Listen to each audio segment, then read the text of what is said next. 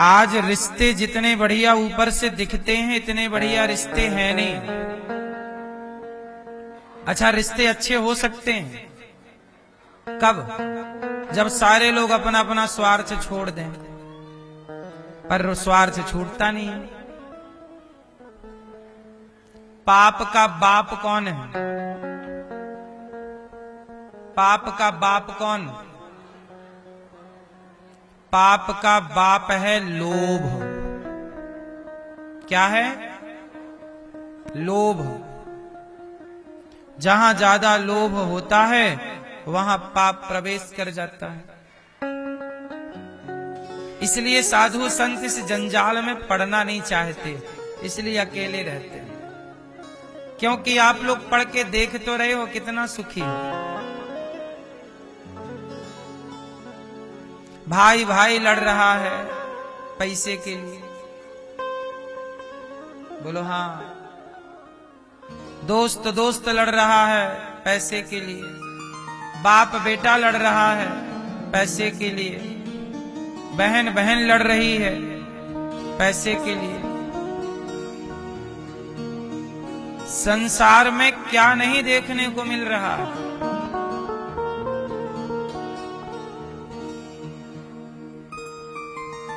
सब लोग मूल में परेशान हैं पैसे के लिए। लेकिन हम आपसे कहते हैं कि मीराबाई ने सारे पैसे और चांदी की दीवार को तोड़ा, मीरा ने घर छोड़ दिया, एक धनवान की बेटी ने गिरधर से नाता जोड़ लिया। चांदी की दीवार को तोड़ा मीरा ने घर, एक धनवान की बेटी ने गिरधर से नाता। जगत से दौलत से मन हटाया मीरा ने और भगवान में मन लगाया। इसलिए मीराबाई श्रेष्ठ है, हर नारी का आदर्श मीरा है।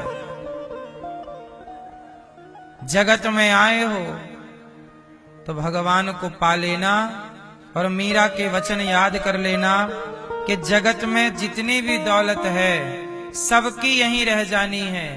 जो दौलत हम छोड़ रहे हैं वही संग जानी है। कौन सी दौलत? मीराबाई ने गाया, पायो जी मैंने राम रतन धन पायो। ये राम नाम की दौलत संग जाएगी, वो कोई कमा नहीं रहा है, और जो कमा रहे हो वो यहीं छूटना है। इसलिए जितना अधिक से अधिक भगवान का चिंतन कर सकते हो कर लेना, वही पूंजी संग चलेगी। बाकी इस धरती पे जितना भी है, जितना का तुम घमंड लिए घूम रहे हो, वो सबकी सब यहीं रहनी है और सबकी रहनी है। ये बात सबके लिए है। मैं भी इसमें हूं, इस बात के भीतर ही। मैं भी मरूंगा तो मेरी कफन में जेब ना होगा, एक रत्ती ना जाएगा मेरे साथ। आप भी मरोगे तो कफन में जेब ना होगा। लेकिन सारी लड़ाई झगड़े उस पैसे की ही है जिसे लेकर जाना ही नहीं। प्रभु तेरी माया तेरा खेल कैसा, जमाने को पागल बना दे ये पैसा।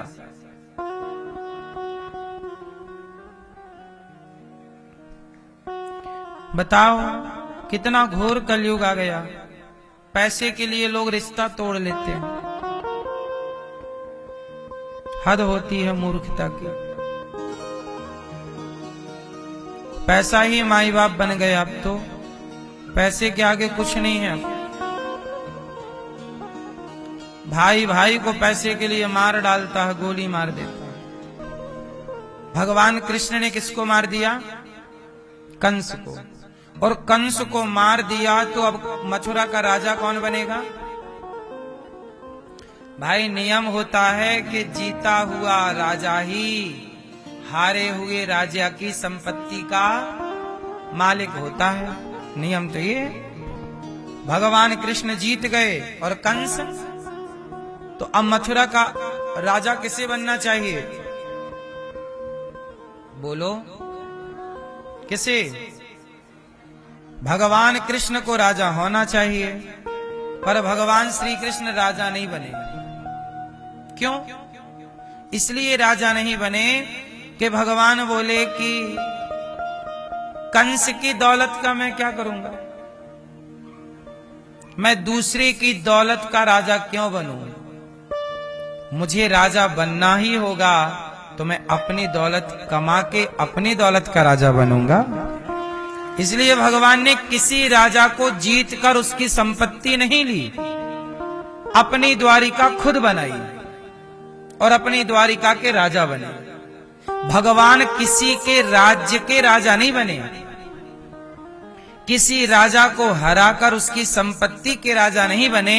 स्वतंत्र राजा हैं कृष्ण, अपनी नगरी बसाते हैं, बनाते हैं, दौलत इकट्ठी मेहनत से करते हैं और राजा बन जाते हैं। वो किसी के टुकड़ों पे पलने वाली बात नहीं है। कंस को मार करके कंस के पिता उग्रसेन को मथुरा का राजा बना दिया। भगवान अर्थशास्त्री हैं। पति का फर्ज पत्नी का फर्ज पति पूरा कर लिया करो और पति का फर्ज पत्नी पूरा कर लिया करे।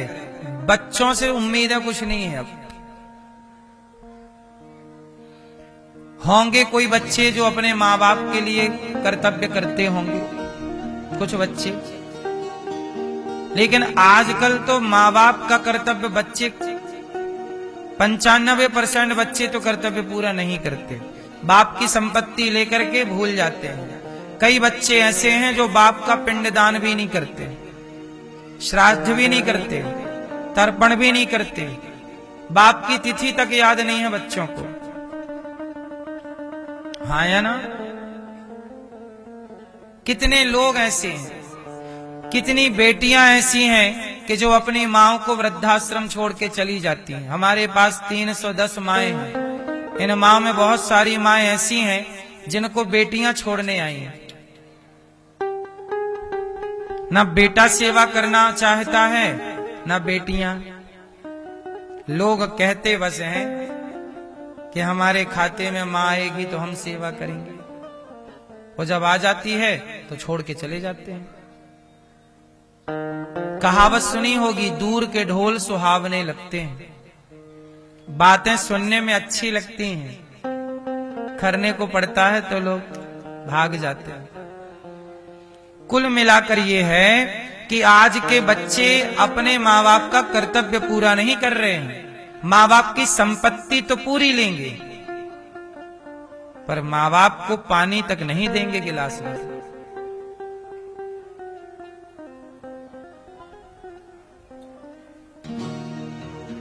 इसलिए हम आपसे कहते हैं कि हम कहते हैं अपनी 13वीं करके मरो। अब इतना घोर कलयुग आ गया है कि अपनी 13वीं करके मरना चाहिए सबको। तुम्हारा बेटा करेगा तुम्हारी 13वीं, तुम्हारी बेटी करेगी तुम्हारी 13वीं, इसकी गारंटी नहीं। 4 बेटे हैं ना जिस बाप के, तो बाप के मर जाने पर चारों बेटा लड़ते हैं कि तुम कर लो 13वीं, तुम कर लो, तुम्हारे पास थे तुम करो। सोचिए, बाप के नाम से 13 ब्राह्मण खवाने में आपस में झगड़ते हैं। ये वही बच्चे हैं जो बाप की सारी संपत्ति ले लिए बंटवारे में, और 13वीं में 13 ब्राह्मण खवाने में पसीने आ रहे हैं। इसलिए हम उस बाप से कहेंगे, काहे तुम बच्चों के भरोसे 13वीं छोड़ के गए हो, जीते जी खवा के जाते 13 ब्राह्मण अपने, कि मरने के बाद तुम खवाओ ना खवाओ। क्यों? अपनी 13वीं करके मरो। बच्चे करेंगे इसकी गारंटी कौन लेगा? कोरोना जैसी परिस्थिति में मर गए तो 13वीं भी नहीं होगी। कोरोना में कहां किसकी 13वीं हुई बताओ? अमीर से अमीर मरे, 13वीं ना हो पाई कोरोना काल में। और तो और राख को गंगा नसीब ना हो पाई कोरोना काल में। तो समय कब आ जाए, कैसा आ जाए, कैसा बदल जाए, मरने के बाद की कोई संभावना नहीं है। जो संभावनाएं हैं, जीते जी संभावनाएं हैं, अच्छे काम कर लो। मरने के बाद की क्या संभावना है? मैं मरने के बाद गंगा मेरी राख गंगा में जाए, इसकी कोई संभावना नहीं। मैं जीते जी गंगा नहा लूं, मैं जीते जी दान पुण्य कर लूं, मैं जीते जी भला कर लूं, मरने के बाद मेरी अपनी कोई संभावना नहीं, आपकी भी कोई संभावना नहीं है। क्या होगा आपके साथ, कहां मरोगे, किस परिस्थिति में मरोगे। अहमदाबाद में प्लेन हादसा हुआ, मरने वालों की पहचान तक ना हो पाई 3 दिन तक। बोलो हाँ, मरने वाले की पहचान ना हो पाई कि ये मेरा भाई है कि पिता है कि मां है। तो मरने के बाद किसकी क्या परिस्थिति बनती है, ये कोई तुम जानते थोड़ी हो कि मैं जानता हूं। पहचान भी पाएंगे लोग आपको मरने के बाद, ये भी तो गारंटी नहीं है। कहां पहचान पाए, उनके अपने खड़े थे, इतने सारे पुतलों में पहचानो कि तुम्हारा वाला कौन सा। इसलिए मरने के बाद कोई संभावना नहीं, सारी संभावनाएं जीते जी हैं। अच्छे कार्य हम सबको जीते जी करना चाहिए, भले काम सबको जीते जी करना चाहिए। 13वीं कर लो जीते जी, गौदान कर लो जीते जी, किसी भूखे को खिला पिला दो जीते जी। मर जाने के बाद पिंडदान तुम्हारा होगा, गारंटी ले सकते हो। तर्पण तुम्हारा होगा। इतने ईमानदार बच्चे अब कहां रहे कि मरे बाप को पानी देंगे। जीते जी बाप को पानी मिल नहीं रहा है, मरने के बाद कौन दे रहा है। वो ईमानदार लोगों का जमाना अलग था कि जहां मरे बाप को भी लोग जल देते थे, तर्पण करते थे, श्राद्ध करते थे, पिंडदान करते थे। वो ईमानदार लोगों का जमाना था, जहां बेटा ये मानता था कि मेरे बाप का मेरे ऊपर एहसान है। आज का बेटा कहां उपकार मानता है बाप का। आजकल तो बेटा कहता है तुमने हमारे लिए किया ही क्या है। आज का बेटा तो ये कहता है तुमने हमारे लिए क्या किया है। एक जमाना था कि पिता का उपकार, पिता 10 जूते मार ले फिर भी बेटा पलट के जवाब नहीं देता था। बाप 4 जूते मारे सबके सामने, बेटा सिर झुका के जूते खाता था और बाप का सम्मान करता था। आज तो तनिक बाप कुछ कह दे तो बेटा चढ़ाई कर दे बाप के ऊपर। सब कुछ पढ़ लिया, सहनशीलता ही तो नहीं पढ़ी। सारे कागज पढ़ लिए, सारी पुस्तकें पढ़ ली, रिश्तों को पढ़ना भूल गए साहब, रिश्तों को पढ़ना भूल गए। बड़े बड़े उपन्यास पढ़े, बड़े बड़े कवियों को पढ़े, बड़ी बड़ी हिस्ट्रियां पढ़ी, बड़ा साहित्य पढ़ा, पर मां के भाव को, पिता के भाव को पढ़ना बच्चे भूल गए। ना मां को पढ़ पाए और ना बाप को पढ़ पाए। सब कुछ पढ़ा, मां बाप को ना पढ़ पाए।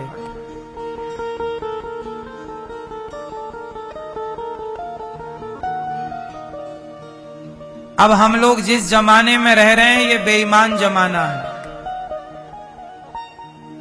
अब हम लोग जिस जमाने में है वो कौन सा जमाना है, बेईमान जमाना। यहां बेटा भी बेईमान हो जाता है, यहां बेटी भी बेईमान हो जाती है, यहां रिश्ते भी बेईमान हो जाते हैं, यहां पक्का दोस्त भी बेईमान हो जाता है। कौन रिश्ता है बताओ जो बेईमान ना हुआ हो आज के जमाने में। एक रिश्ते का नाम बताओ। अपने बेईमान हो गए साहब, अपने अपनों ने लूटा है हमें, गैरों में कहां दम था। मेरी कश्ती तो वहां डूबी जहां पानी कम था। इसलिए कहता हूं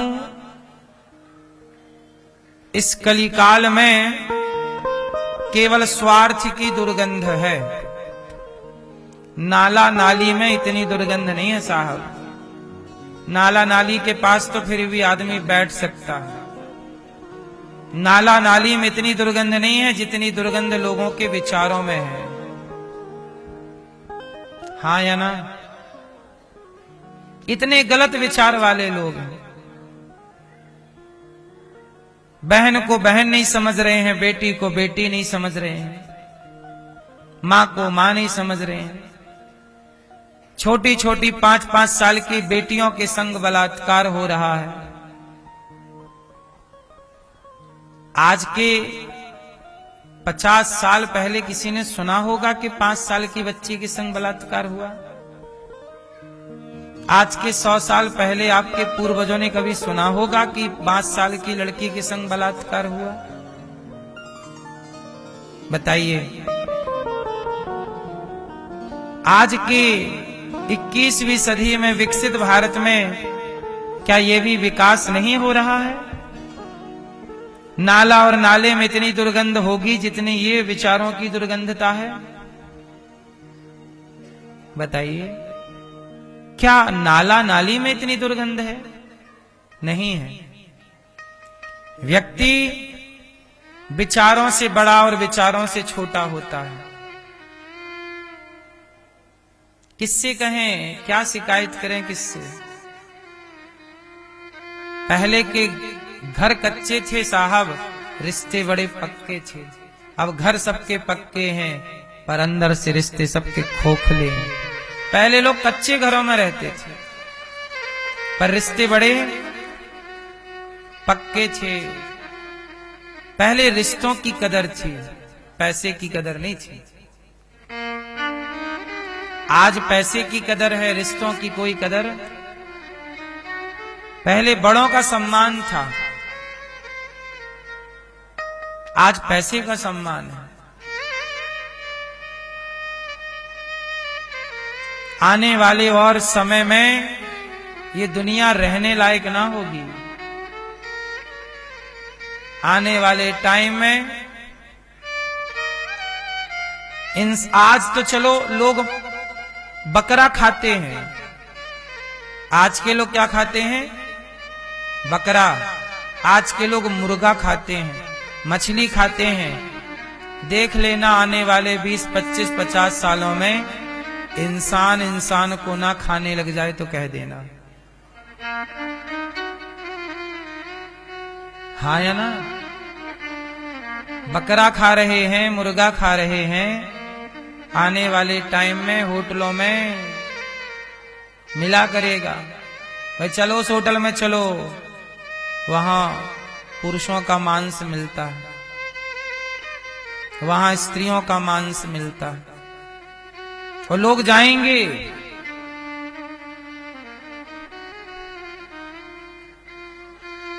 आने वाले कलयुग में और क्या क्या होगा सब देखने को मिलेगा। कलयुग में ये आपकी भी गलती नहीं है, ये युग का धर्म है।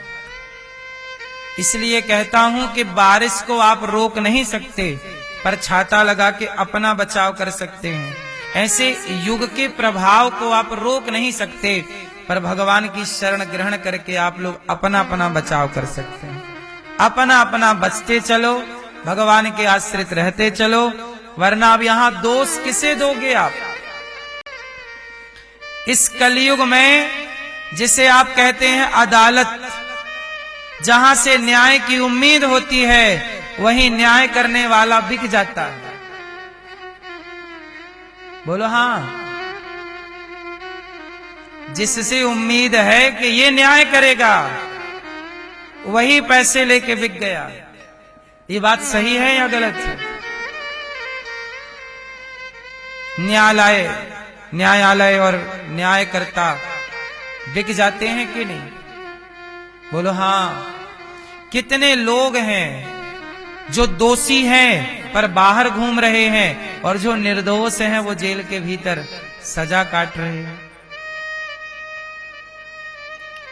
कलयुग है। इस कली काल में जो आप देखते जाओ सब कम है। आश्चर्य ना करना साहब, कलयुग है।